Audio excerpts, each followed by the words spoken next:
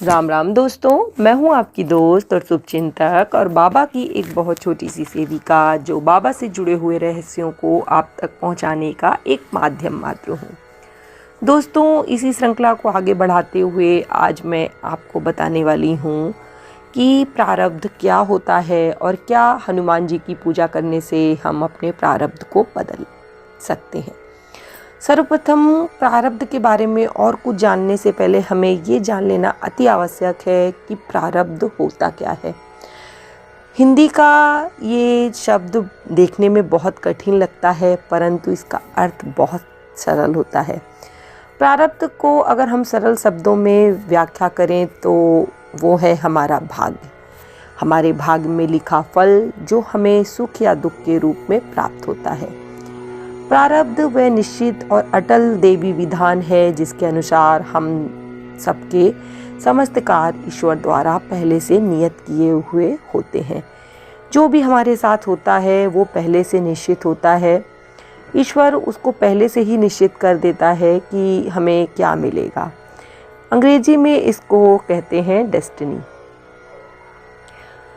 प्रारब्ध को हम बदल सकते हैं या नहीं बदल सकते, इसको समझने से पहले हमें ये जानना होगा कि प्रारब्ध दो प्रकार के होते हैं। एक तो अच्छे प्रारब्ध और एक बुरे प्रारब्ध जो हमारे पूर्व जन्म के कर्मों के अनुसार हमें प्राप्त होते हैं।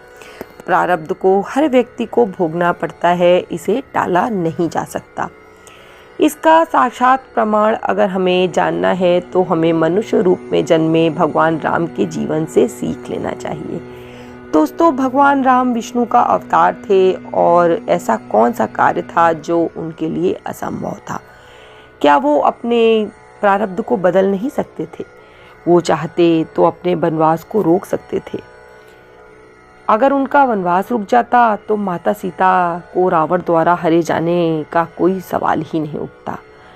पर राम जी के द्वारा रावण का वध होना था, यही रावण का प्रारब्ध था और जो पहले से सुनियोजित था। इसलिए राम जी ने अपने प्रारब्ध में कोई भी फेरबदल नहीं की और जो जैसा उन्हें प्राप्त हुआ उन्होंने उसको जिया। राम जी ने अपने पूरे जीवन में शायद बहुत सारे दुखों का सामना किया था। इसलिए मनुष्य रूप में अगर आप पैदा हुए हैं तो आपको दुख और सुख दोनों को भोगना ही पड़ेगा। आपने कभी सोचा है कि आपके अगर अच्छे प्रारब्ध हैं और आप क्या चाहेंगे कि वो बदल जाएं? आप कभी नहीं चाहेंगे कि वो प्रारब्ध बदल जाएं। आप तुरंत कहेंगे कि ये तो हमारे पूर्व जन्मों का फल है जो हमें प्राप्त हो रहा है, हम इन्हें कैसे बदल जाने दें। तो जो हमारे पूर्व जन्मों के जो हमें अशुभ फल प्राप्त हो रहे हैं उनको बदलने के बारे में हम क्यों सोचते हैं। प्रारब्ध को बदलने के विषय में आप सोचना छोड़ दीजिए। इससे जुड़ी हुई एक और रोचक कथा मैं आपको सुनाने जा रही हूँ जिसे सुनकर आप समझ जाएंगे कि प्रारब्ध को बदलना जो है वो बहुत कठिन है। आपने रामकृष्ण परमहंस के बारे में सुना ही होगा। उन्हें ऐसा कौन है जो नहीं जानता। सब लोग जानते हैं कि वो बहुत बड़े काली माता के भक्त थे।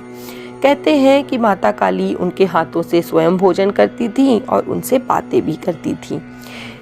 उन्हें अपने अंतिम समय में गले का कैंसर हो गया था और उन्हें कुछ भी खाने पीने में बहुत कष्ट होता था।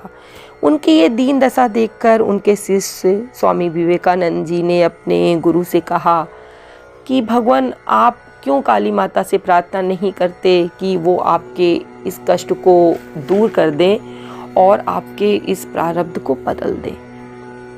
पर परमहंस जी तुरंत अपने शिष्य को समझाते हुए बोले कि मैं जानता हूँ कि काली माता मेरी ये बीमारी दूर कर सकती हैं, पर मैं ऐसा नहीं चाहता क्योंकि ये मेरे कर्मों का फल है जो मुझे भोगना ही पड़ेगा, आज नहीं तो कल।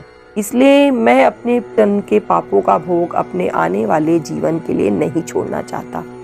इसे मैं इसी जीवन में भोग लेना चाहता हूँ ताकि आगे मुझे इस प्रकार से कोई कष्ट प्राप्त ना हो और ये जीवन मरण के चक्र से मुझे मुक्ति मिल जाए। तो प्रारब्ध तो आपके कर्मों के अनुरूप आपको प्राप्त ही होगा। हाँ, इसे हम कुछ सुधार जरूर सकते हैं।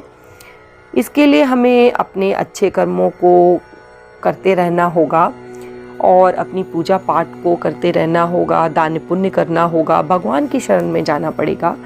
क्योंकि जब हम भगवान की शरण में जाते हैं, हनुमान जी की शरण में जाते हैं, तो हनुमान जी की विशेष कृपा हमें प्राप्त होती है।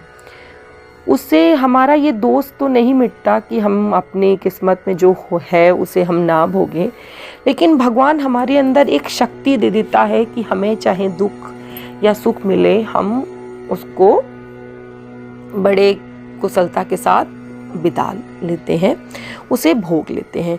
आपको अगर ईश्वर ने जीवन में आपके जो भी दिया है उसमें आपको संतोष रखना चाहिए। आपको जो भी ईश्वर ने दिया है उसके लिए आप उन्हें धन्यवाद दीजिए। अगर आपने ईश्वर को धन्यवाद नहीं किया तो आज ही धन्यवाद कीजिए कि आपको खाने के योग्य भोजन उन्होंने दिया है, घर दिया है और अच्छा परिवार दिया है। तो आप बहुत किस्मत वाले हैं, क्योंकि दुनिया में ना जाने कितने लोग हैं जिन्हें 2 वक्त की रोटी भी नसीब नहीं होती। अगर आपको उपरोक्त चीज़ें आसानी से प्राप्त होती हैं तो ईश्वर की विशेष दया है आप पर। और जो भी दुख सुख आपको प्राप्त हो उसे ईश्वर की मर्जी जान खुश रहिए और संतोष से जीवन बिताएं। और सदैव ईश्वर का धन्यवाद करें कि भगवान आपने विशेष कृपा मुझ पर की है, आगे भी इसी तरह से अपनी शरण में मुझे रखिएगा और मुझे इतनी शक्ति दीजिएगा कि मुझे किसी बात का कोई कष्ट महसूस ना हो।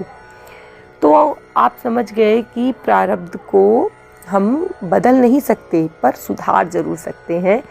तो आप अच्छे कर्मों को प्रारंभ कर दीजिए, हनुमान जी की पूजा आप नियमित तौर पे कीजिए, तो आपके जो आगे आने वाले प्रारब्ध हैं वो सुधर जाएंगे और आपको जो अपने प्रारब्ध को बदलने की कोई इच्छा भी नहीं रहेगी, क्योंकि आपको पता है कि इन्हें मुझे भोगना ही भोगना है। तो आप बिना किसी कष्ट के अपने सुख या दुख में रहना सीख जाएंगे।